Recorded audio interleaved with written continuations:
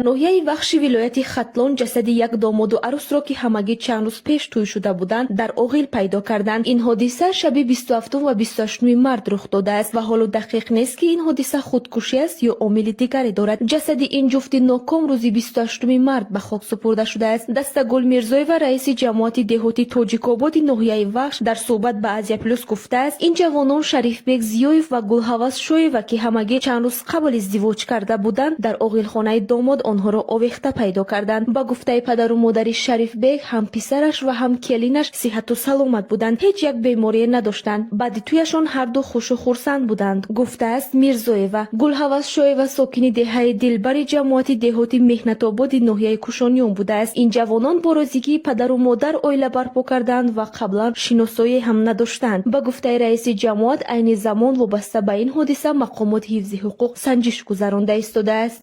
хонандаи синфи ҳаштум дар шаҳри Бохтар ки ба қавли наздиконаш чанд рӯзи охир дар маршировка ё омодагӣ ба чорабинии наврӯзӣ иштирок дошт, аз бемории шушу табъи баланд даргузаштааст. пайвандонаш гуфтанд, Шаҳноза Сафарова мушкили шуш дошт ва рӯзи 14 март аз табъи баланд шикоят карда 15 март дар бемористон ҷон додааст. дар мактаби рақами 15 шаҳри Бохтар иштироки духтаро дар маршировка тасдиқ карданд, вале гуфтанд дар бораи бемории ӯ ҳеҷ иттилоъе надоштанд. ин шабу рӯз дар шаҳри Бохтар ва ноҳияи Ҷалолиддини Балхи вилояти Хатлон омодагӣ ба ҷашни Наврӯз ҷараён дорад. сафари раис ҷумҳур ба минтақа низ дар назар аст. барои иштирок дар чорабинӣ хонандагони мактаб ҷалб шуданд. Шаҳноза Сафарова ва ҳамсинфонаш низ дар ин қатор буданд. дар мактаб аҳволаш бад шудааст, ба бемористон бурданд. табибон 10-12 соат кӯшиш карданд, вале наҷот дода натавонистанд. шушҳояш об гирифта будааст, гуфтааст амаки Шаҳноза ба радиои Озодӣ. мунаққидон маршировкаро аз таҷрибаҳои бозмонда аз шӯравӣ медонанд ва мегӯянд бояд аз он даст кашид. баъзе аз волидон ҳам аз он шикоят доранд ки бештари вақти фарзандонашон сарфи маршировкаҳо шуда ба сатҳи таълими онҳо халал мерасонад.